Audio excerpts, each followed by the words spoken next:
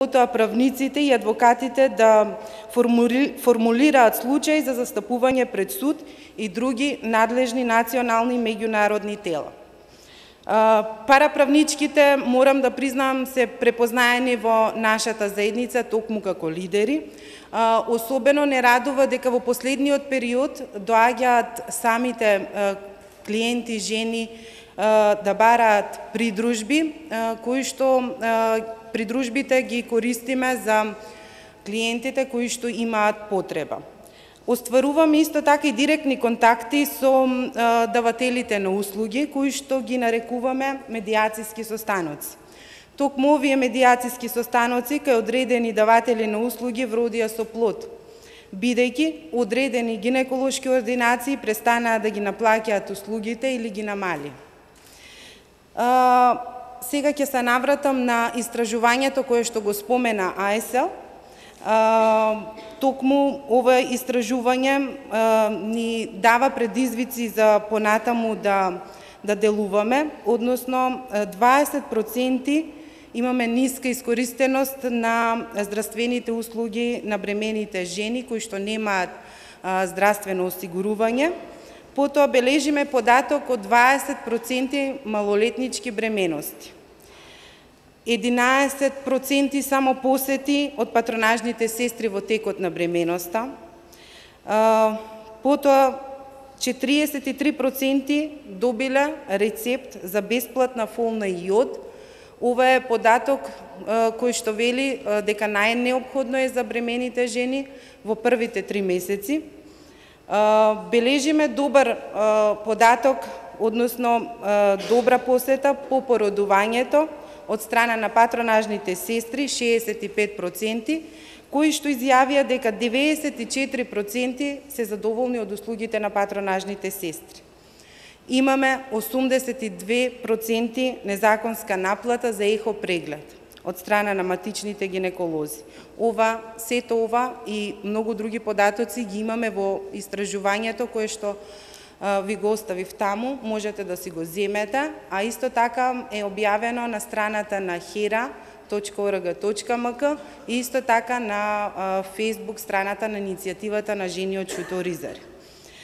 Јас, како ќе се навратам малку ретроспективно на активностите на иницијативата и ќе споменам неколку битни датуми за нас. Во 2014 година, односно организиравме настан и собравме подписи и петицијата ја доставивме до Министерството за здравство со цел да се изнајде решение да се донесе матичен гинеколог во нашата општина.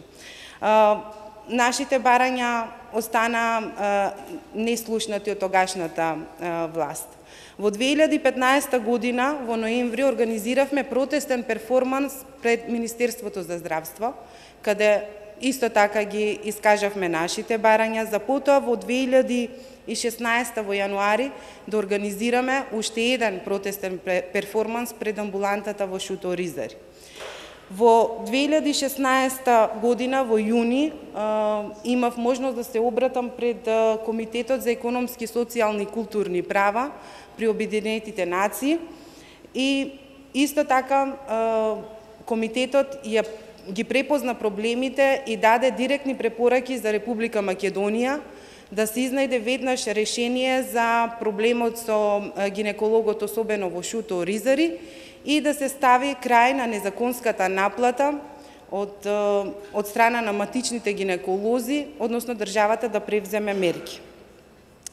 Токму поради сево ова имаме апел кој што апелираме до Министерството за здравство, и ако не се тука имаме представници, да ги превземе сите неопходни мерки за остварување на репродуктивното здравје и права на ромките, како ранлива група на граѓанки, преку вклучување на самата заедница во процесот на креирање на политиките за таа цел, како и идно превземање на системски мерки за надминување на проблемот со незаконската наплата и гинеколошките услуги на националното ниво.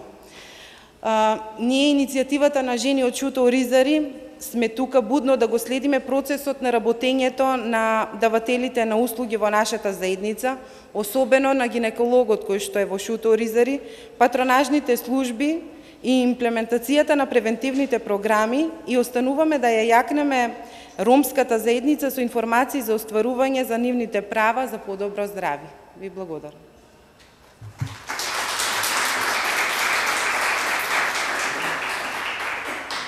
Одлично, ова беше добра можност да слушнеме сите за тоа што иницијативата на жени ромки од Шуто Оризари прави во моментов, кои се препораките и кои се нивните достигнувања до сега. Успешна работа и понатаму ви посакуваме. Следен говорник е господица Сабина Лјатев, се извинувам. Сталија доаѓа Сабина. Сабина, Сталија и што? Се извинувам длабоко. Сабина е абсолвент на стоматолошки факултет, воедно е стипендист на програмата за медицински стипендии за роми, која што Фондацијата Отворено општество Македонија веќе подолго време ја спроведува и ја реализира во Македонија. Повели Сабина. Благодарам. Најпрвен честитки за успешните 25 години успешна работа и ви благодарам на поканата за учество на оваа конференција. Јас студирам по програмата за доктори по дентална медицина и веќе 8 години сум стипендист на Roma Health Scholarship програмата, која што ја спроведува Фондација Отворено општество Македонија, а исто така е поддржана од Ромскиот образовен фонд од Будимпешта. Оваа програма се спроведува во вкупно 4 земји, односно во Македонија, во Бугарија, во Романија и во Србија. Поточно ова се 4 земји каде што програмата не успеала да стане јавна политика се уште, односно се спроведува во форма на проект. Програмата се состои од 4 компоненти: финансиска, менторство, застапување и медија. Финансиската компонента во облик на стипендии им помага на студентите да ги покријат академските трошоци во текот на учебната година и делумно животните трошоци.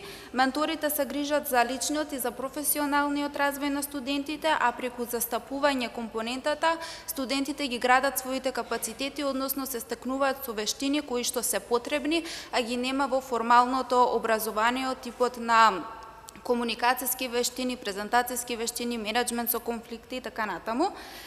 Компонентата медија ја користиме за да ја промовираме програмата и да најдеме некаква форма на нејзина институционализација.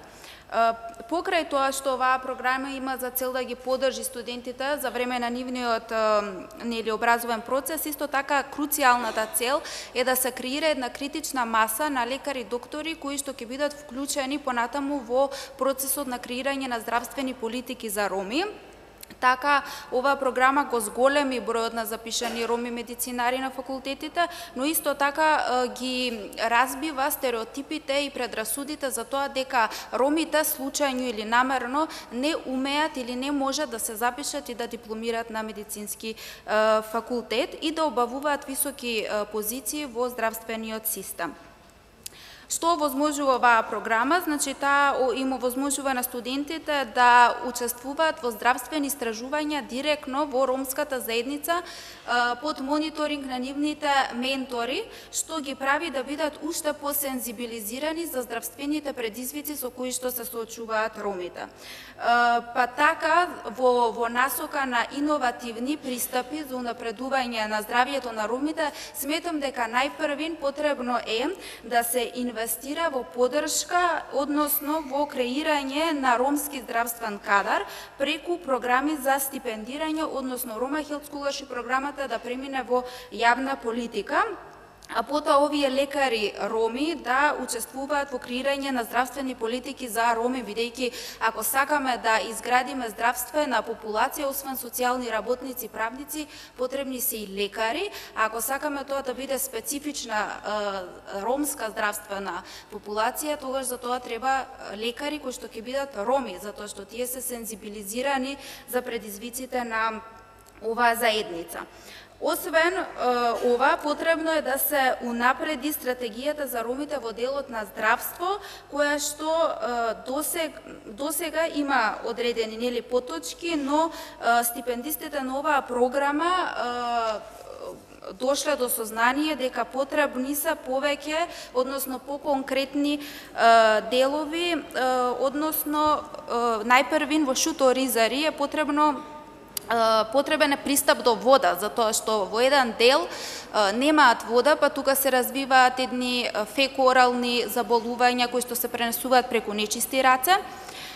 Така во 2014 година во Шуто Ризари е забележан највисок број на заболени од жолтица, па има луѓе кои што поплавуваат, значи или немаат вода или поплавуваат, па се развиваат тука одредени заболувања кои што се сродни со кожните, односно дерматовенеролошките. Имаме малолетнички бракови, се уште е табу да се зборува за сексуално и репродуктивно здравје и здравието според Светската здравствена организација покрај тоа што е отсуство на болест, исто така представува и социјална и ментална благосостојба и ромите, земајќи го во предвид нивниот загрозен социоекономски статус, ја немаат социјалната благосостојба и ја немаат менталната благосостојба, така што потребно е тука да се внесат поконкретни чекори, бидејќи се во ова е идеална подлога за развивање на многу заболувања од типот на кардиоваскуларните заболувања. Например, лекари роми докажале преку истражување дека хипертензијата, односно високиот крвен притисок е многу пофреквентен кај ромската заедница во споредба со останатите етникуми. И според СЗО не постои општо здравје без орално здравје, така што бремените жени покрај тоа што треба да посетуваат гинеколог, потребно е да посетуваат и педодонт, кој што ќе го надгледува развитокот на стоматогнатниот систем, односно развитокот на горната вилица, на долната вилица, на виличните зглобови и на орофацијалните структури. И во последната точка која што сакам да ја истакнам во овој дел е во делот на пристап до здравствени услуги за роми. Сакам да кажам дека оваа програма до сега искреирала многу лекари, доктори, специјалисти, магистри на науки кои што ја чекаат својата шанса за вработување, така што овие здравствени услуги може да ги дадат лекарите роми и кога се креираат стратегии за роми, здравствени политики за роми, освен тоа што треба тука невладиниот сектор да биде вклучен, исто така потребно е да се вклучат ромите лекари, бидејќи со години се граделе нивните капацитети и тие се веќе готови производи кои што само треба да бидат искористени од надлежните институции во процесот на креирање на здравствени политики или стратегии за роми. Благодарам.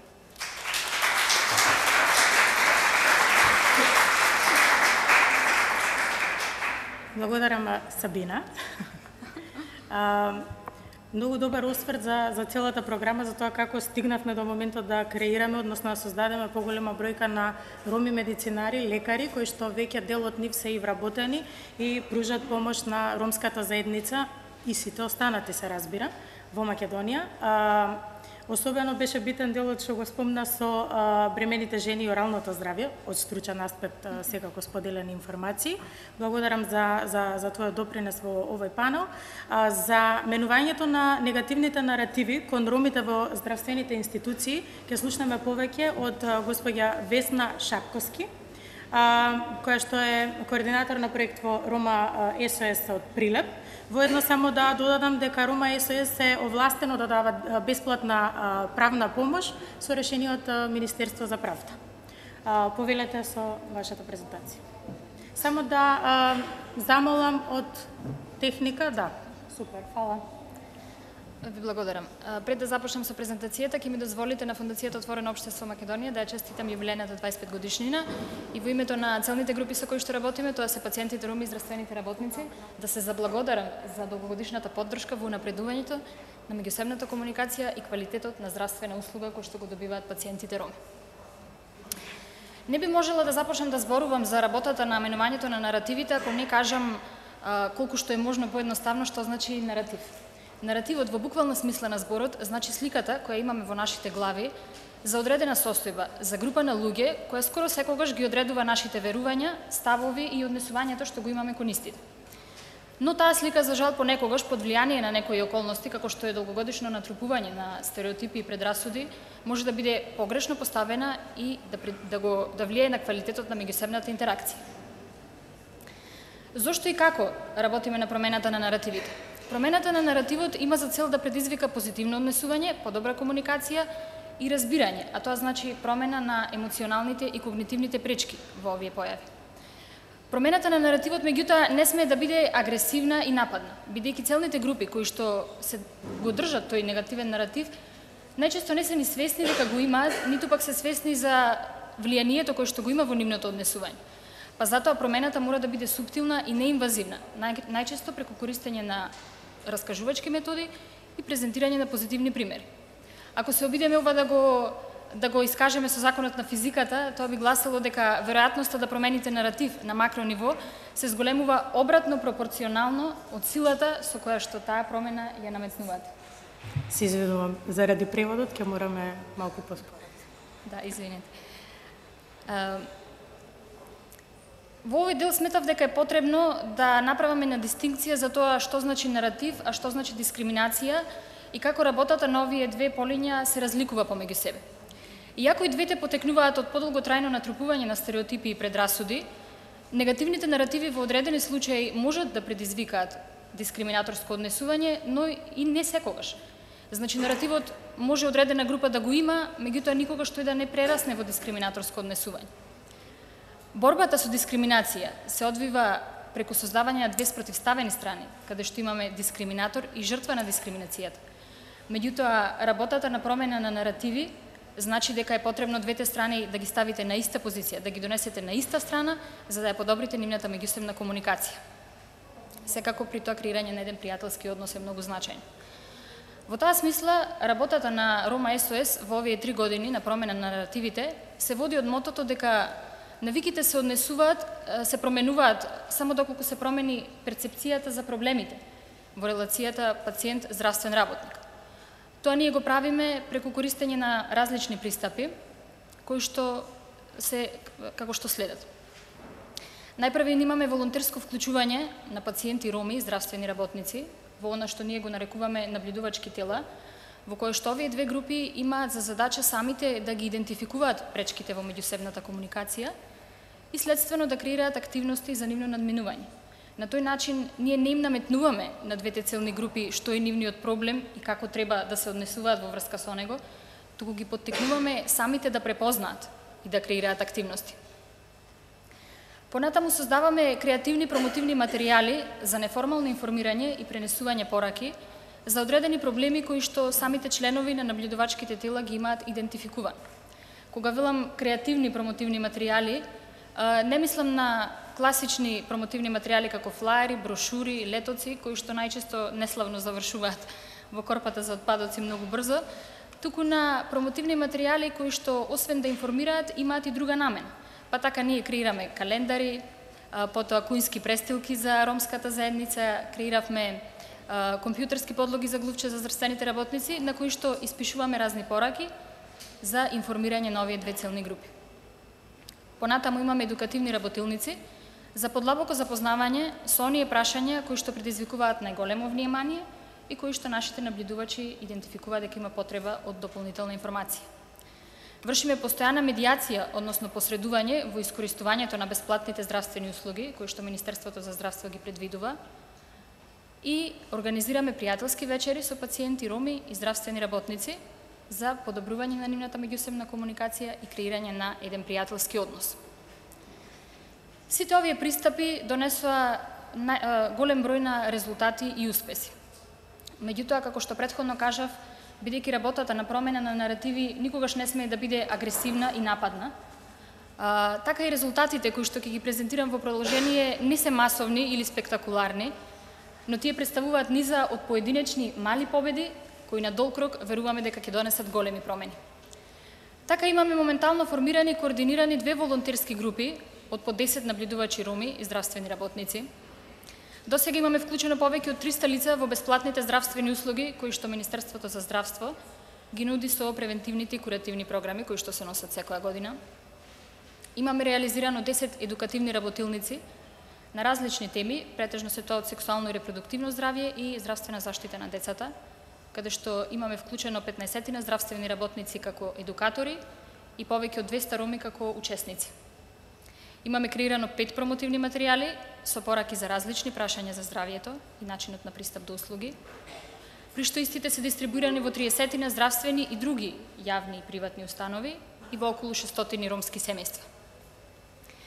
Реализиравме 5 пријателски вечери со кои што опфативме околу 100 пациенти роми и здравствени работници во неформална комуникација, дружење и меѓусебно запознавање. Оно што на првата слика може да се види овде, за разлика од сите други слики и ситуации каде што имаме однос на пациент и здравствен работник, каде што многу јасно се гледа кој е здравствениот работник, а кој е пациентот ром, на оваа слика мислам дека никој од нас не би можел да каже точно кој пациент ром, а кој е здравствен работник. Тоа значи дека на оваа маса се сите еднакви, сите се пријатели и во една пријатна атмосфера може да ги споделат меѓусебните ставови и размислувања. Подготвивме јавен документ за споделување на искуствата од работата на оваа тема. Истиот беше промовиран на интернационалниот семинар Changing the Narratives on Roma in Healthcare Settings, на кој што Несима Селијовска, нашата извршна директорка, беше еден од предавачите. И за сето ова најсликовито да се објасни, би споделила два позитивни примери на промена на наратив, во кои што карактеристично е тоа што се работи на неговата причина, затоа што понекогаш наративот е само последица на нешто што се случува во позадина, па потребно е, за да се промени, да се работи на неговата причина.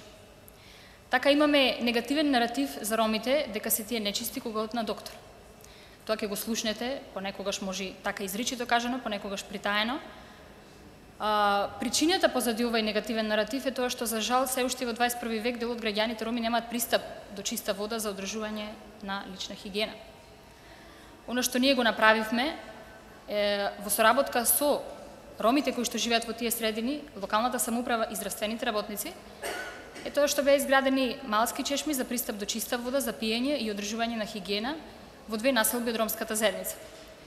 На таков начин се овозможи промена, односно се овозможи услови за одржување на хигиена, меѓутоа не со тоа што ние самите отидовме и тоа го направивме, туку што ги поттикнавме самите роми жители на таа средина, здравствените работници и локалната самоуправа да креираат, да се вклучат и да се здружат во креирање на едно заедничко добро. И вториот пример е за наративот дека ромите постојано бараат помош и милостина од другите. Причината, односно позадината на ова лежи во тоа што голем дел од граѓаните роми живеат под прагот на сиромаштија. Оно што ние го направивме во смисла на овој наратив е тоа што организиравме 450 жени ромки од Прилеп на хуманитарна забава по повод Интернационалниот ден на жената, на која што од самите нив, од самата ромска заедница беа собрани 70.000 денари и беа набавени и доделени облека и обувки за 40 деца од ромската заедница. На ваков начин ромите го привлекува вниманието на градоначалникот и на целата јавност во Прилеп и во регионот со тоа што покажаа дека самите можат да помогнат на својата заедница без тоа да го бараат и да го очекуваат од некој друг. За крај ќе ве оставам со пораката дека големите промени најуспешно можат да се постигнат преку нивно разделување на повеќе мали, лесно остварливи цели. Благодарам. Благодарам, Весна, за вашата презентација и за вашите успешно реализирани активности, за сите достигнувања и воедно да напоменаме за тоа што темално ги гледате, ги согледувате проблемите и пристапувате понатаму во заедницата. Тука ние би ја затвориле сесијата со тоа што, панелот, со тоа што ќе ве замолам прашањата да ги поставите веднаш после сесијата за предизвици за тоа како понатаму. Поради времето. Се извинувам за ова, но агендата ни е побајаги веќе пречекорена. Благодарам многу.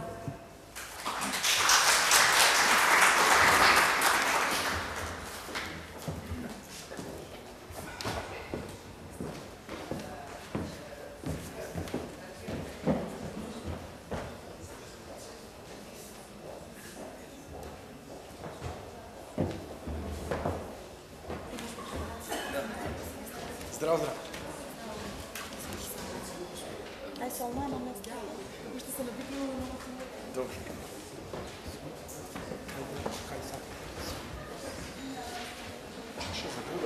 Кажи ми само каде?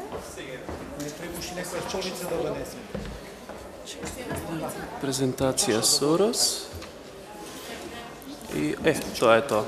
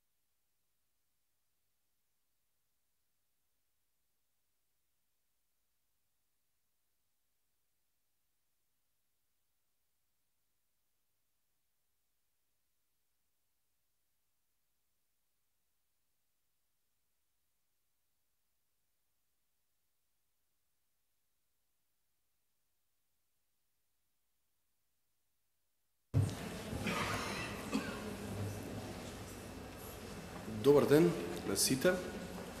Добар ден до представниците на Фондацијата Отворено општество, представници од странски представништва, Министерство за здравство, други министерства, институции, представници од Сдруженија на граѓани, представници од ромската заедница, професори, ментори, мои колеги и колешки, дами и господа. 13-тина година сме сведоци на заложба за здравјето на ромите. Заложбата на Република Македонија за здравјето на ромите можеме да ја потврдиме преку неколку политики кои го таргетираат здравјето на населението и здравјето на ромите. Република Македонија има декларативна национална заложба за одржливите развојни цели, при што има заложба за една примарна и значајна цел поврзана со здравството, обезбедување здрав живот и промоција на благосостојба за сите во сите возрасти. Република Македонија имаше декларативна заложба и политичка заложба за здравјето на ромите преку декадата за вклучување на ромите 2005-2015. Министерството за здравство во своите стратешки планови ја промовира својата заложба преку нивната визија подобро здравје за сите и стратешки цели за здравје на целокупното население. Министерствата и институциите имаат политичка и институционална заложба за здравјето на ромите преку стратегијата за ромите во Република Македонија 2015-2020 и националниот акционен план за здравство 2015-2020. Од друга страна, фондациите и граѓанскиот сектор активно работат на подобрување на здравствените состојби на ромската заедница преку истражувања, анализи, програми и проекти. Неколку од нив се програмата за ромски здравствени медиатори, параправна помош, социјална отчетност, програмата за медицински стипендии за роми, менувањето на негативните наративи кон ромите во здравствените институции и така натаму.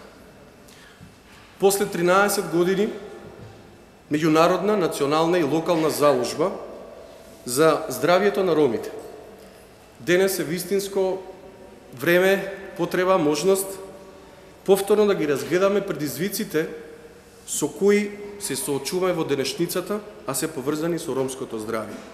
И денес заеднички да размислиме како понатака. Почитувани, во рамки на денешниот последен панел предизвици и како понатаму од денешната конференција Здравјето на ромите во Република Македонија, ќе имаме можност да имаме обраќање од 4 панелисти и да слушаме различни перспективи од различни улоги за тоа како тие размислуваат за денешните предизвици поврзани со здравјето на ромите и кои се нивните размислувања за тоа како понатака. Ќе го поканам првиот панелист за денес, господинот Даниел Трајановски, студент на Универзитетот Гоце Делчев Штип, студент на општа медицина во 6-та година, да ги истакне своите ставови и перспективи во однос на здравјето на ромите, од неговото досегашно искуство во неговата вклученост со проекти, неформални активности и програми кои што го таргетираат здравјето на ромите. Почитуван Даниел, ве молам, повелете со вашето излагање, со вашите ставови за предизвиците и потребите на ромското здравје. Благодарам, Силхан. Најпрвин сакам да ви кажам дека сум премногу среќен и горд што сум дел од почетокот кој многу ветува. Сите студенти што сме присутни тука и сите оние што не се присутни заради оправдани причини, сме крајно инспирирани, мотивирани и подготвени да ги направиме промените кои најпрвин ќе ни донесат самодоварба, а потоа и резултат. Полека, но сигурно, ќе кориме кон вистинскиот пат, а еден од приоритетите на тој пат е да се има повеќе образовани млади роми, кои се подготвени да ја преземат целата одговорност на свој грб. Еден од тие сум јас, благодарение на РХСП стипендијата. Токму поради РХСП стипендијата сватив што сакам и колку навистина можам. Еден од најголемите проблеми на ромската заедница, кој во исто време представува и препрека за побрза интеграција во политичкиот и социјалниот живот, во Македонија е секако образованието и здравјето. Затоа, премногу е потребно да се изнајде решение како медицинската стипендија за роми да продолжи, а со тоа што би добиле ние? Значи, би добиле стручен кадар кој ќе ни биде од огромна корист во тешкиот период кој следува. Веќе неколку години, значи, стипендија добиваат само неколку стипендисти, меѓу кои јас, но за жал истата не може да добијат нови кандидати, што навистина представува голем проблем. Верувам дека институциите се свесни за придобивките што би ги имало општеството, доколку има здравствен кадар од ромска популација, па затоа апелирам до нив да се разгледа можноста како ова стипендија да продолжи. Добро знаеме, значи, со какви проблеми се соочува ромското население од финансиски аспект. Голема е бројката на социјални случаи, но исто така уште поголема е бројката на хронични болни. За да се обезбедат нормални услови за живот, потребно е многу. Па така потребната терапија не се ни зема од причина дека истите луѓе нема доволно пари и средства да ги купат. Би било идеално Министерството за здравство, доколку може, да направи еден фонд, каде што социјално загрозените случаи би ја добивале терапијата за хронични болести бесплатно.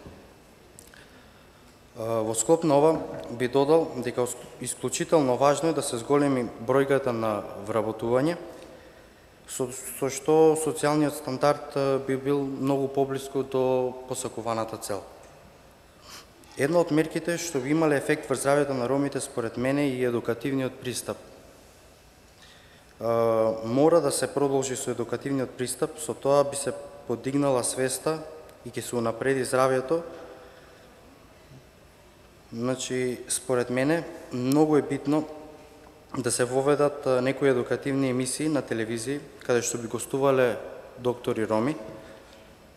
Тоа би било доста интересно, а во едно сигурно, значи, би се подигнала свеста кај ромската популација со тоа што инспиративното делување има голема улога во остварување на посакуваната цел. А нашата цел е секако да се намали бројката на хронични болни, да се унапреди репродуктивното здравје и да се даде акцент за важноста на редовните гинеколошки прегледи. Навистина, повеќе од потребно јавно веќе да се зборува за дискриминација. Неверојатно што во 21. век го употребуваме овој термин, но за жал тој се уште постои. Потребно е да се најде некој начин кој ќе функционира и на кој би се намалила дискриминацијата, но сепак сметам доколку се исполнат сите претходни услови што ги кажа колегите пред мене и јас, ќе се намали. Значи, и ќе биде значително незабележително. Сакам да прочитам еден мал текст од 2014 година, за да направим на мала паралела каде бевме тогаш и каде сме сега. Значи, овака века. Истражувањето сите сме луѓе, секому здравствена заштита без разлика на етничка припадност, предводено Сдружение за еманципација, солидарност и еднаквост на жените, содржи податоци дека заклучните препораки на меѓународно договорните тела укажуваат за непостоење на имплементација на стратешките документи и планови за здравјето на ромите и несоодветно алоцирање на финансиски средства за нивна имплементација. Не постојат извештаи за негово спроведување и постигнати резултати, постојат неколку извори од кои може да се утврди состојбата на ромите, но ниту еден од нив не е подготвен од страна на државата. За имплементација на специфичните мерки и активности за унапредување на здравјето на ромите од централниот буџет во период од 2005 до 2011 година, владата на Република Македонија потрошила 1,2% од вкупно потрошените пари за здравство од централниот буџет, или 1,4% од вкупно планираните средства за унапредување на здравјето на ромите. Во завршната сметка на буџетот на Република Македонија и финансиските извештаи на Министерството за здравство не постои податок за износот на потрошените средства за декада на ромите од 2009 до 2011. Неповолната финансиска состојба меѓу ромското население е сериозна пречка во реализација на правото на пристап до лекови. Исто така, ромите во поголем број од други испитаници не знаат за право на поврат на средства за купен лек или медицински материјал. 1/3 од ромите пациенти се изложени на нељубезно однесување без почит од страна на здравствените работници. Третманот на ромите е дури 3 до 4 пати полош во однос на оној на другите пациенти. Главните бариери во пристапот кон здравствените услуги за женското здравје со кои се соочува жената ромка се физичка оддалеченост на здравствените установи, наплаќање на услуги од страна на матичните гинеколози, што се бесплатни, и понизок квалитет на здравствени услуги. Сега сме 2018 година и сметам дека не сме многу далеко од вистината што било и тогаш во 2014. Ќе наведам 3 точки кои мислам дека се многу битни. Значи, нема јасно управување и координирање на имплементација на акцијските планови, нема мониторинг и евалуација, што значи дека немаме никакви статистички податоци, а исто така најбитно се што нема алокација на средства.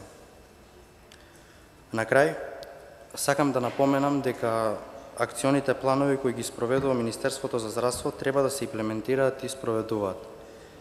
Сериозно треба да се пристапи на институционалното ниво за да се добијат резултати кои на сите нас ќе не одговарат.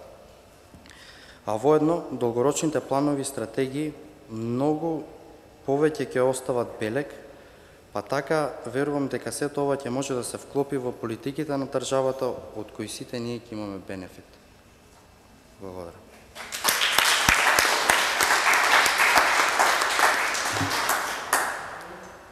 Благодариме, Даниел, за твоите перспективи со тоа кои беа и останаа предизвиците на ромската заедница и кои чинители можат значително да придонесат по однос на истите. Сега го повикувам господинот Кемал Исмаил од општина Шуто Ризари, познат како лидер во локалната заедница, лице кое што има работно искуство со здравието на ромите, поврзано преку програмите за параправно зајакнување и социјална отчетност. Господине Кемал, ве молам да ги пренесете вашите искуства, перспективи за предизвиците и како понатаму. Јас ќе започнам со тоа дека резултатите покажа колку фондацијата се трудела да направи капацитет од овие млади роми кои сега може да зборуваат и можат да кажуваат за они истражувања што ги постигнуваат на терен и со докази дека ромите се најмаргинизираната група во Република Македонија. Добро е тоа. И убаво е да зборуваме за теоријата што се случува со ромското население и што е проблемот, а и потребите на ромите. Ги слушавме сите убаво зборува, истражувањето беа толку ефикасни да нема да се каже нешто што не е реално. Истражувањето се трудеа сите сликовите да го прикажат пред сите нас овде, така да добијат една висока оценка дека работеа максимално да ги познаваат до проблемите на ромите во Република Македонија. Ако останеме вака, истражувавме, знаеме проблемите, ги знаеме потребите и све тоа треба да го ставиме во фиока негде да остане за наредни 25 години, пак истото да го зборувам. Моје мислење, моја препорака, во колку евалуација на заедница не направиме, во колку ние не излеземе од канцеларија и влегуваме во заедницата, и таму ги исклучуваме и ја подигнеме свеста на заедницата за нивните проблеми, нашите проблеми ќе се останат како проблеми кои нема да имат резултат. Ние, како невладина организација, како граѓански сектор, мораме да бидеме почесто со заедницата, за да можеме директно од нив да слушнеме за нивните проблеми. Не е проблем да Кемал отиде кај некој министер или да отиде некој доктор кај некој министер и да му зборува и да му кажува убави зборови. Проблемот е како да натераме комшиката моја да отиде и да му каже на министерот дека незниниот маж што лежел во клиника, после 2 месеца не му дадо отпусна листа, со таа отпусна листа неговото работно место е укинато. Ова е проблем. Ваквиот проблем треба да го знае министерот и да зборува со своите вработени дека као профил Ром ако се види, кој иде да бара отпусна листа, треба да чека 2 месеца. Ова е реално што го збора, не го измислува. Ние можеме слободно да зборуваме колку сакаме. Од 2011 година во Шуто Ризари зборуваме да станицата здравствена биде поликлиника. Остана здравствена станица. Ние ги знаеме програмите сите и повеќе познаваме од ромската заедница дека има програми. Меѓутоа, што станува со децата кога идат на систематски прегледи, откако ќе се детектираат некое заболување, треба тоа дете да се води на специјалисти, да се водат на возабни оделенија кои ги нема во Шуто Ризари, за да биде целосен систематски преглед. Ова треба да го гледаме сите. Овде да најдеме решение, да не може една ординација да се отвори во Шуто Ризари после систематскиот преглед, тоа е жалостна работа. А сите работиме за заедницата. Сите се трудиме да нешто направиме. Зборуваме за гинекологија. Министерот, кога дошол, покрај него пратеникот се сликал дека донел гинеколог. Убаво што дошол гинеколог. Гинекологот не знае да зборува 2 збора на македонски јазик. Нема врска дека е албанка. Важно е да дошли. Ние треба сега што да направиме? Да смокнеме сили, заедно да донесеме уште еден гинеколог во Шуто Ризари, кој ќе го знае македонскиот јазик, кој ќе зборува со ромската заедница, а не да носиме преведувач од албански на македонски јазик, која и сестрата е албанка, која ни најмалку не знае повеќе од 4 збора македонски. Не знам. Треба невладиниот сектор малку да размисли и затоа младите доктори, младите сестри, рентгенолози, техничари завршија школа, остана да работат во бурекчилници, да сечат бурек и да идат по маркети, да работат како продавачи. Ова е реалната слика на ромската заедница. Ако ние само зборуваме и читаме што е здравието, колку вреди здравието, ние сите знаеме колку вреди здравието. За здравието треба пари. Еден од детерминантите за здравието на ромите е вработувањето. Ако еден ром не е вработен, како може он да си го сачува здравието, колку уште други детерминанти има околу здравието на рома? Многу се. Да не ги зборувам и храната, и хигиената, и сите. Да зборам дека после од 60-тите години дека во Шуто Ризар од пумпа пијат вода. И ние бараме да имат здрави роми и здрави деца. Ја не знам зошто не можеме ние заедницата да вклучиме во своето застапување. Ако не ја вклучуваме заедницата, ако не направиме ние јавни настани, луѓе, ние многу некои работи во Шуто Ризар ги добивме со јавни настани, каде можевме 3000 луѓе, 5000 луѓе да се обереме за нешто што не е толку важно, кои излегува да смрзнуваат на минус 13 степени и добивме нешто. Зашто не учиме од други? Ако не можеме сами нешто, треба да научиме од други нешто да направиме. Препорачите до сите институции мора да ги запослуваат нашите роми кои завршија како доктори, како медицински сестри, како медицински кадри. Пред малку зборувави со Сенат за време на пауза и му зборам вред ја го сваќам Сенат, дека и не знае дека во Шуто Ризар здравствените медиатори не се на работа. Оправдувам. Дека и од Сенат има некој поголем.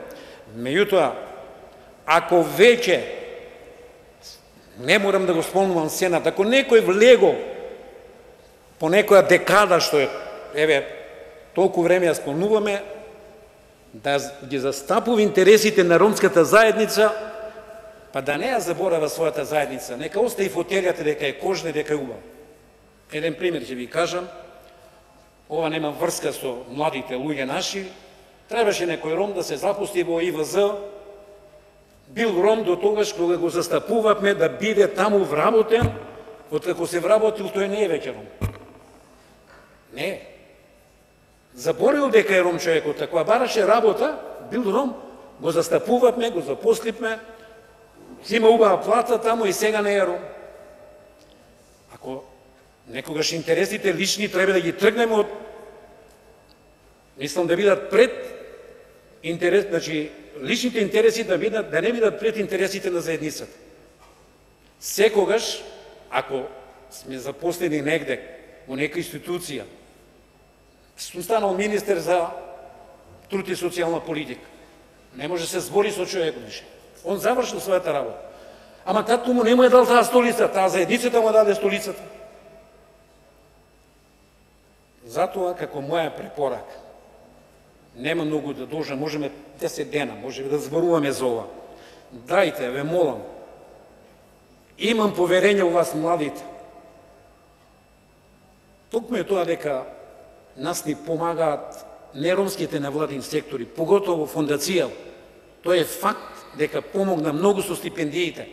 Имаме корак напред направено бар во здравството, во образованието. Негдек околу здравствената политика не може да се пофалиме, бидејќи програми како програми се многу убави. Пред малку спомнав за систематските прегледи.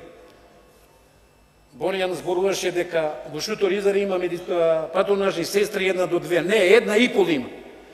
Како таа 1,5 кема? Па така да, таа што иде на породување, незе веќе не ја заменува некој. Се отиде на породилно болување, нема замена. Останува 1,5 сестра. И тоа само во Шутор Изари се слушува. Зарем ние не направивме видео снимки и ги испративме до институции каде заедницата зборува, на ромски зборува. Дајте, ве молам, испратите од нашите некои кои ќе влегуваат во нашите домови, ќе ги прегледуваат децата, а не да не тера да ги вадиме децата надвор, поладно да ставиме маса и да ги прегледува патронажната сестра. Ова се случува во Шутор Изари. Ако ние не се потрудиме да патронажната сестра биде од ромска популација, ние можеме уште 100 медицински сестри да имаме и ќе сечат бурек во бурекчиници. Во ред. Ја мислам да не продолжам повеќе, само ова ќе го кажам уште едно и ќе завршам. Локалната власт треба да се труди да има своја стратегија. Треба да направи програма, здравствена програма, како што ја прави програмата за уредување на градежно земјиште, така нека направи некоја програма која ќе ја приложува при Министерството, каде од таму ќе се црпат податоци за да може во општина Шутор Изаре има здравствена програма која за наредните 4 години би работела со тоа. Фала многу.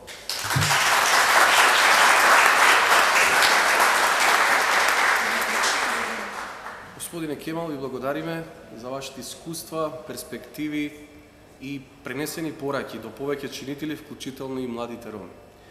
Сега ја повикувам следната панелистка, господја Росана Јаневска, правна советничка и проектна координаторка во ХЕРА, Асоциација за здравствена едукација и истражување, која има своји работни искуства во врска со репродуктивното здравје и репродуктивните права на ромките и другите маргинализирани групи. Росана, повелете со вашите ставови за предизвиците со кои се соочуваме и како понатаму. Ви благодарам, Силхан. Добар ден на сите. Јас најпрвим би сакала да го честитам 4 век јубилеот на Фондацијата Отворено општество Македонија и да им посакам многу успеси во иднина, впрочем како и досега. Доаѓам од организација која што работи на унапредување на репродуктивните права на сите луѓе, особено на ранливите групи, меѓу кои и ромите. Веќе 5 години спроведуваме интегриран модел на правно зајакнување и мониторинг во самата заедница со посебен фокус на Шутор Изари. Меѓутоа, од 2017 година започнавме да спроведуваме активности и во други општини каде што живее ромско население, како општината Ѓорче Петров, населбата Топана, општината Чаир. И доколку погледнеме 5 години наназад, ќе видиме дека најголем број од случаите кои што ги детектирале нашите параправнички и мониторки на терен се однесуваат токму на прекршени права од областа на социјалната заштита, што повторно се надоврзува на тоа дека правните потреби на граѓаните се сведуваат токму на оваа област.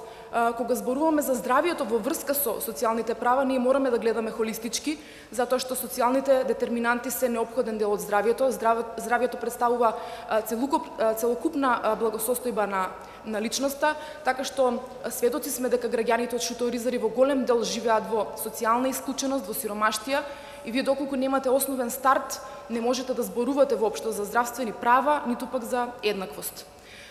Не би можела да не го спомнам бројот на случаи кои што се однесуваат на прекршување на здравствени права, кои што исто така доминираат како и социјалните права. Се работи за незаконска наплата кај матичните гинеколози како даватели на услуги, и во последните 5 години, кога ќе ги сумираме податоците, ќе видиме дека 1260 случаи на незаконска наплата се регистрирани од страна на теренските работнички, не само на територија на Шутор Изари, туку и во други општини каде што живее ромско население. Овој прекршок го направиле 15 различни матични гинеколози. На сите ни е јасно дека согласно прописите од областа на здравствената заштита, прегледот кај избраниот лекар мора да биде бесплатен. Последното истражување кое што го направивме во 2017 година покажа дека 82% од испитаничките платиле за ехо преглед кај матичниот гинеколог. Што и да кажат гинеколозите како аргумент, јасно е дека ехо прегледот не представува посебна медицинска процедура, туку согласно прописите од областа на здравственото осигурување се смета за преглед кај избраниот лекар. Прегледот кај избраниот лекар е бесплатен согласно Законот за здравствено осигурување. Така што постојано алармираме за овој проблем. Народниот правобранител будно ја следи состојбата, со години наназад во своите извештаи ја содржи токму препораката до институциите дека треба да преземат ургентни мерки за справување со незаконската наплата. Од друга страна, во 2016 година имавме препорака од меѓународен комитет, тоа е Комитетот за економски, социјални и културни права, кој што препорача на државата итно да стави крај на праксата на незаконско наплаќање и постојано да ја следи работата на приватните даватели на услуги. Неодамна овој проблем повторно се актуализираше во јавноста, се отвори дебатата во однос на незаконската наплата. Меѓутоа, мене се ми се чини дека работиме повеќе на гаснење на пожари, отколку што преземаме системски мерки. Ова не е проблем само на шутооризари, ова е национален проблем.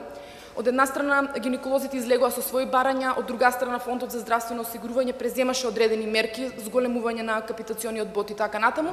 Меѓутоа, тоа сепак мислам дека на сите нас ни личи повеќе на гаснење пожари, а не ни личи на сериозна заложба за надминување на проблемот со незаконската наплата. Од друга страна, пробавме заради надминување на овој проблем, формиравме работна група во 2017 година, која што ја сочинуваат сите засегнати страни кои што имаат ингеренции да стават крај на незаконската наплата. Тоа е Министерството за здравство, Фондот за здравствено осигурување, самите матични гинеколози, патронажната служба, граѓански организации, представници на заедницата, Институт за јавно здравје, представници од семејните лекари, представници од терцијерното здравство, односно гинеколози од терцијерно ниво. И идејата беше да се направи една ситуациона анализа која што ќе има посебен осврт кон човечките ресурси со кои што државата во моментот располага, а нудат услуги за репродуктивно здравје на национално ниво. Мене особено ми изненадија податоците докога што дојдовме, заради тоа што ние постојано зборуваме и веќе тоа ни е како мантра дека Република Македонија се соочува со дефицит од гинеколози. Меѓутоа, анализата покажа дека бројот на гинеколози во Република Македонија по жител, споредено со европскиот просек, со просекот на нордиските земји, со просекот во САД и во Велика Британија е значително повисок. Од друга страна, бројот на високо едуцирани акушерки во споредба со регионите и со земјите кои што ги напоменав е значително понизок. А Светската здравствена организација ни вели дека високо едуцираните акушерки имаат потенцијал да преземат 87% од услугите за репродуктивно здравје, се сметаат за поисплатлив кадар и за кадар кој што е подостапен за тешко пристапни популации, особено за популациите со кои што ние работиме. Од една страна и бројот на гинеколози како што е моментално има тенденција да старее, бројот на акушерки исто така ни старее, а ние како земја немаме регистар кој што го ажурираме за тоа со каков кадар располагаме и на кој начин ќе го алоцираме тој кадар во иднина, дали правилно се искористени компетенциите на здравствениот кадар со кој што ние располагаме моментално. Светската здравствена организација ни вели дека треба да носиме политики за човечки ресурси кои што ќе бидат базирани на докази. Како би биле базирани на докази, доколку немаме воопшто регистар, ниту представа за тоа со каков потенцијал располагаме и што правиме ние со здравствениот кадар во иднина. Во однос на кога веќе зборуваме за креирањето на политики кои што се базираат на докази, многу е важно овде да ги споменеме националните превентивни програми, особено програмата за активна здравствена заштита на мајки и деца, во која што особено се засегнати ромките како ранлива група на граѓанки, социјално исклучените граѓани, лицата без лична побавно, во кој што особено се инволвирани социјално исклучените групи на граѓани, ромките како социјална исклучена група, лицата кои што немаат лична документација, бидејќи тие се сите под опфатот на овие превентивни програми. Меѓутоа се чини дека државата нема изграден механизам, ниту пак пракса за тоа, како треба да ги вклучи граѓанските организации и самата заедница во креирањето на овие програми. Бидејќи ние креираме со години програми, чии што мерки се повторуваат, а упорно на терен подотоците покажуваат дека овие мерки не се ефикасни. Например, одлична е мерката за воведување на бесплатна фолна киселина и јод за бремени жени. Меѓутоа, истражувањето покажува дека немаме механизам за соодветна дистрибуција на овие медикаменти до бремените жени. Значи, имаме помалку од 50% искористеност на оваа мерка. Значи, дали ние имаме план за ефикасна алокација на ресурсите кои што ги ставаме во превентивните програми. Од друга страна, во услови во кои што во Шуто Оризари нема матичен гинеколог, ние имаме јога вежби за бремени. Не ја оспорувам мерката е супер, меѓутоа истражувањето ни покажа дека ниту една од испитаничките не била запознаена дека воопшто постои оваа мерка. Значи сме предвиделе мерка, меѓутоа не сме изградиле механизам како таа мерка да допре до јавноста, како жените да се информираат и како да ја искористат. Значи повторно имаме, заради невклученост на самите заедници, заради неидентификувани потреби од терен, од страна на институциите, се доведуваме до компрометирање на нашето здравје заради неискористеност на одредени превентивни програми. Од друга страна, државата има и добра пракса, например, креирањето на програмите за ХИВ. Се гледа дека државата кога сака да покаже волја, тоа и го прави, заради тоа што во креирањето на овие програми имаше транспарентен процес, беа вклучени засегнати граѓански организации кои што работат на терен во превенција од ХИВ, беше одвоен сосема доволен буџет за справување со ХИВ и Република Македонија представува пример на best practice во регионот, заради тоа што направи една успешна транзиција од финансирањето на глобалниот фонд до национално финансирање на програмите за ХИВ, и сигурни сме дека ќе се одржи ниската преваленца на ХИВ и на туберкулоза во Република Македонија. Господине Росана, би ве замолил да ја заокружите. Да, само уште една поента, извинете, уште една поента. Оно што е актуелно, исто така би сакала да го напоменам, исто така како што евидентиравме случаи на дискриминација на ромки во приватни здравствени установи, треба да предвидиме и мерки за нивно надминување. Така што веќе 2 години се работи на донесување на нов закон за спречување и заштита од дискриминација. Потребата за донесување на ваков закон произлезе заради бројните недостатоци кои што беа детектирани во претходниот закон. Имавме комисија за недискриминација која што воопшто не се обиде да допре до јавноста, не се обиде да стане видлива, ниту пак пристапна за граѓаните. Се изработи еден предлог закон кој што содржи сосема поинакви решенија, се предвидува професионализација на Комисијата за заштита од дискриминација, чии што членови ќе работат овде професионално, нивната функција ќе биде неспојува со функција во политичка партија или со друго работно место, ќе имаат проширени надлежности, односно ќе треба да поттикнуваат процеси на заштита од дискриминација по службена должност, ќе учествуваат во судски постапки како замешувачи, ќе имаат обврски кон јавноста, особено еднаш месечно ќе треба да информираат јавноста за своето работење. Така што сега за сега постои добра политичка волја за донесување на овој закон, меѓутоа не знаеме што ќе се случи кога овој закон ќе влезе во собрание, така што сите имаме интерес за донесување на овој закон заради тоа што унапредувањето на здравјето на ромите, дискриминацијата во приватните здравствени установи може да се реши делумно со овој механизам, бидејќи како тело на еднаквост има големи ингеренции во спречување и борба со дискриминација. Така што се надевам на консензус по ова прашање и дека ќе дадеме поддршка за донесувањето на овој закон кога ќе влезе во собрание. Јас ви благодарам за што ме сослушавте и извинете за тајмингот. Ви благодариме. Ви благодариме за вашето излагање и следно го повикувам господинот Сенат Мемедис, советник во сектор за европски интеграција и меѓународна соработка во Министерството за здравство и воедно координатор за ромски здравствени медиатори програмата во рамки на Министерството. Почитуван Сенат, повелете со вашето излагање. Благодарам, Силхан. Благодарам за поканата да бидам дел од оваа конференција. Јас ќе имам презентација, верувам дека така.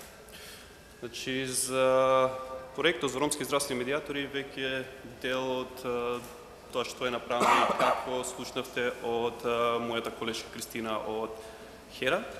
Така што тука нема многу да се задржам околу хронолошкиот развој на проектот. Она што сакам да го кажам дека проектот за ромски здравствени медиатори во моментов е единствениот проект кој што Министерството за здравство го спроведува, а кој што е ексклузивно насочен само кон ромската популација и односно здравствените потреби на ромската популација. Исто така, она што вреди да се спомене дека овој проект е резултат на успешната соработка помеѓу Министерството за здравство и невладиниот сектор и секако овој проект добива поддршка од меѓународните организации што зборува само за успешноста на проектот. Имавте прилика при обраќањето на министрот да слушнете дека веќе се преземаат и конкретни мерки за решавање на статусот на ромските здравствени медиатори, што е секако повторно потврда за успешноста на овој проект. Чисто накратко, верувам дека поголемиот дел од вас веќе се запознати со овој проект, меѓутоа сметам дека има потреба да поменам кои се целите на овој проект, а тоа е подобрување здравствениот статус на ромите во Република Македонија, олеснување на пристапот до здравствените и социјалните сервиси, воспоставување на повисоко ниво на доверба во односот лекар-пациент, како и воспоставување навики за грижата за сопственото и здравието на другите. Кога станува збор за работните задачи на ромските здравствени медиатори, имаме 4 области во кои што тие делуваат. Едната област е услуги за реализирање на правото на здравствена заштита. Тоа подразбира работа со клиенти со здравствени проблеми, кои што имаат тешкоти при добивањето на здравствените услуги, помош во процесот на пристап до здравствените услуги, промовирање на превентивните услуги, кои што се имунизација, редовни прегледи и пренесување информации за здрави животни стилови. Втората област во која што ромски здравствени медиатори делуваат, тоа е давањето на услуги за реализирање на правото на лична документација. Ова е исто така многу битно, бидејќи без лична документација не може да се реализира ниту едно право, како што е и правото од здравственото осигурување. Така, во овој дел, обврските на медиаторите се упатување до соодветно ниво институции за обезбедување лични документи и документи за здравствено осигурување, како и давање информации за институции и процедури. Третата област на делување се услуги за реализирање на правото на социјална заштита, што подразбира упатување и поддршка на соодветно ниво институција за пристап до услуги од социјалната заштита и медиација за лица кои имаат проблеми во контакт со институцијата за социјална заштита. Четвртата област, која што исто така е многу битна, е прибирањето на статистички податоци за социоекономската положба на семејствата и условите за домување на семејствата. Значи, тоа се 4 области во кои што делуваат ромски здравствени медиатори. Само накратко околу податоците за нивната работа во 2017 година. Значи, во 2017 година ромски здравствени медиатори реализира 19.035 услуги. Околу 80% од тие услуги се за остварување правото од здравствена заштита, околу 12% се за остварување правото на лична документација и околу 7% се услуги за остварување правото на социјална заштита.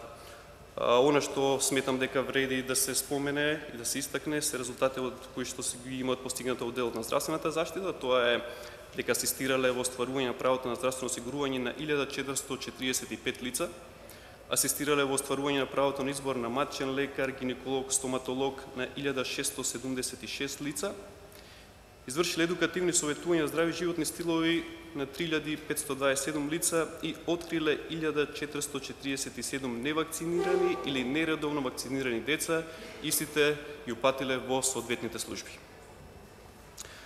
Она што сакам посебно да се задржам е повеќе на податоците кои што се добиени од страна на ромски здравствени медиатори, се однесуваат на социоекономските услови и условите за домување.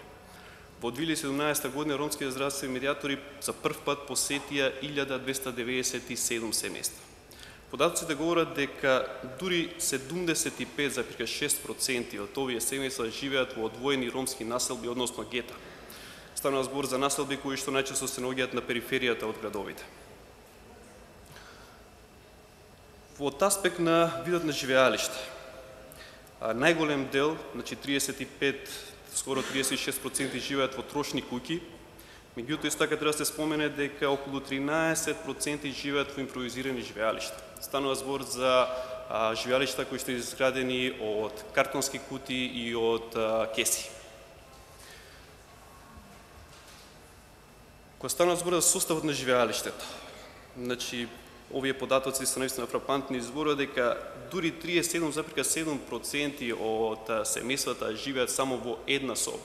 Значи, нивното живеалиште се состои од една соба, додека повеќе од 3 простории во домот на ромски семејства кои што биле посетени, отпаѓа само 1%. Се уште имаме случаи кај што тоалетот е надвор од домот и таа е бројка навистина висока 62,1%. Кога станува збор за достапност до електрична енергија, имаме една бројка од 9,2% кои што се уште, значи ова е 21 век, немаат пристап до електрична енергија. Кога станува збор за водоснабдувањето, навистина висока бројката дека 96,2% од ромските семејства и се приклучени на градската водоводна мрежа. Меѓутоа има еден друг момент, а тоа е дека 73,9% од овие семејства во текот на денот имаат вода помалку од 8 часа. Значи немаат 24 часа пристап до вода од водоводната мрежа. Ова е за дел за канализација, кој што зборува дека околу 80% од ромски семејства се приклучени на градската мрежа, односно градската канализација. Еден дел, околу 16% имаат септички јами и доека еден дел, 5,2% немаат канализација. Ова е податокот за начинот на кој што се загреваат, значи кои средства ги користат ромските семејства кои што биле посетени за загревање. Најголем дел користат цврсти горива, 61,8%, меѓутоа не треба да се занемари и оној процент кој што се изјасни дека користат други средства. Станува збор за неконвенционални средства и најчесто станува збор за гуми и пластика. Значи тоа се средства кои што ги користат за загревање за време на зимскиот период и тој процент е 21,9%. Најголем дел од семејствата имаат 5 или повеќе членови, тоа е 37,7%, 37,8% од семејствата бројат 4 членови и 30,5% имаат 3 или помалку членови. Исто ова е една страшна бројка, дека во посетените семејства дури 88,3% од семејствата немаат ниту едно вработено лице.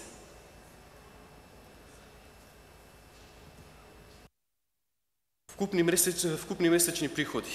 Повеќе од половина имаат вкупни месечни приходи кои што не надминуваат 5.000 денари.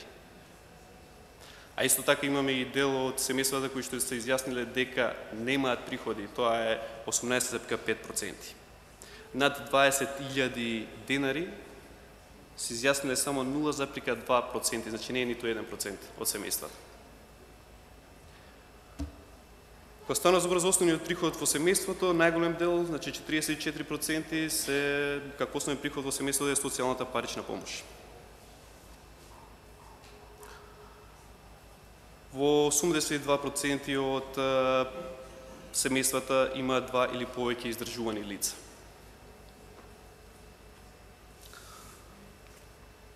Сакав да се задржам на две дефиниции од Светска здравствена организација. Значи, едната е дефиниција за здравје од 1946 година, која што вели дека здравјето е состојба на целосна физичка, психичка и социјална благосостојба, а не само отсуство на болест или на телесни недостатоци.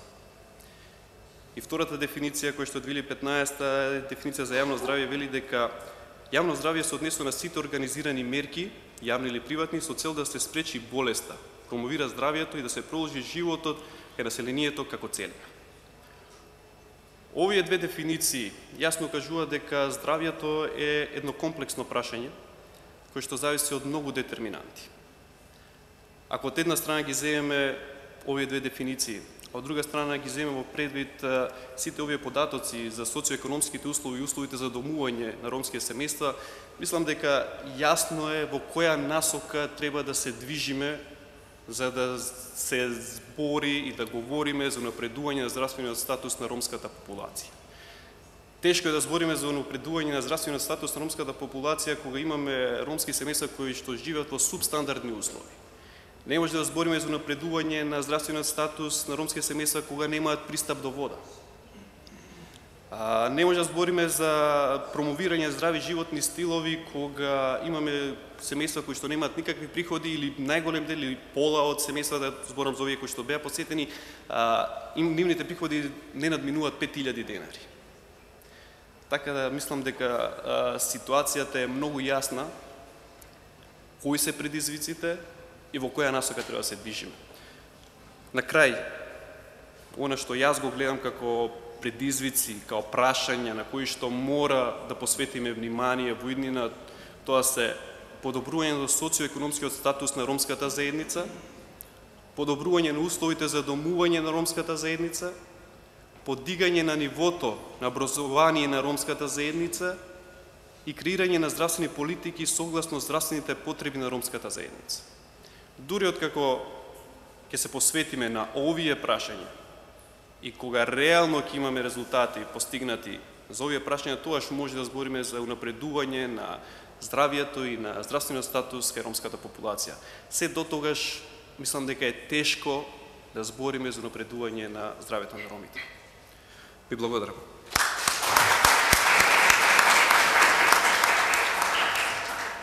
Ви благодариме, господине Сенат, за вашето излагање. Почитувани присутни, знам дека денешната конференција Здравието на ромите содржи значајни, многобројни, релевантни панелисти кои што споделија значајни ставови, податоци, информации и перспективи за здравието на ромите во Република Македонија.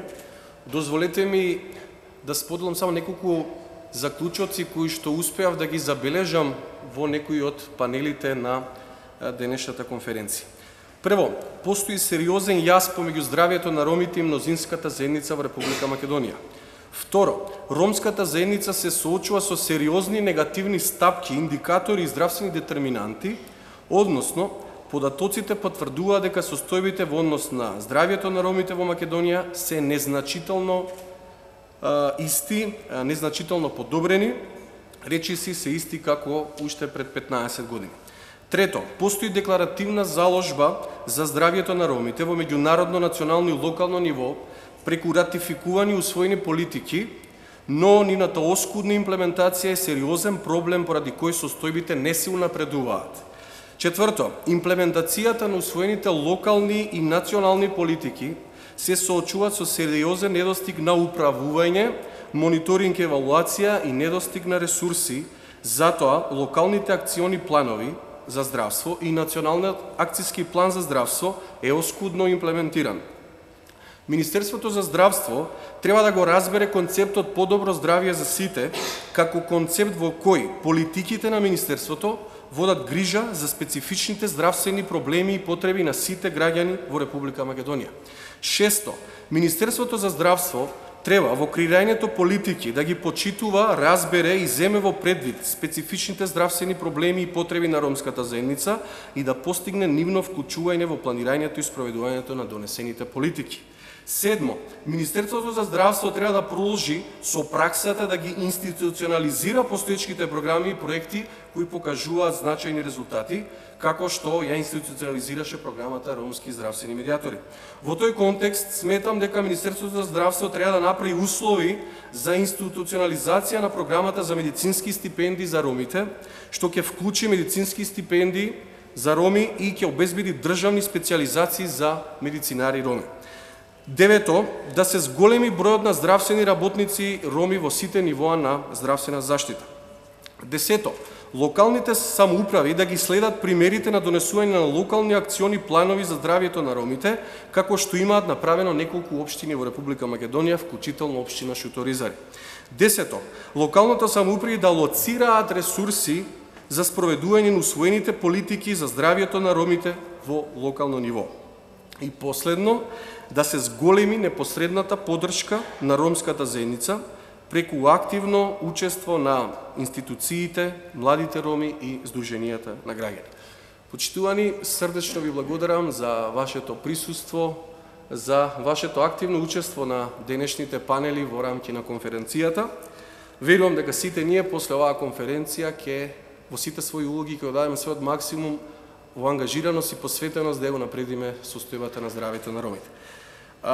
Сакам да ја честитам 25 годишнината на Фондацијата Отворено општество Македонија, која што направи силни и активни граѓани и демократско општество, а денеска пред мене гледам и многу силни и активни млади роми подготвени за демократско општество.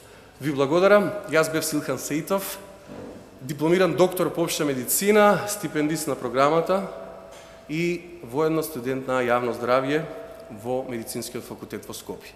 Ви благодарам и ви посакувам убав ден.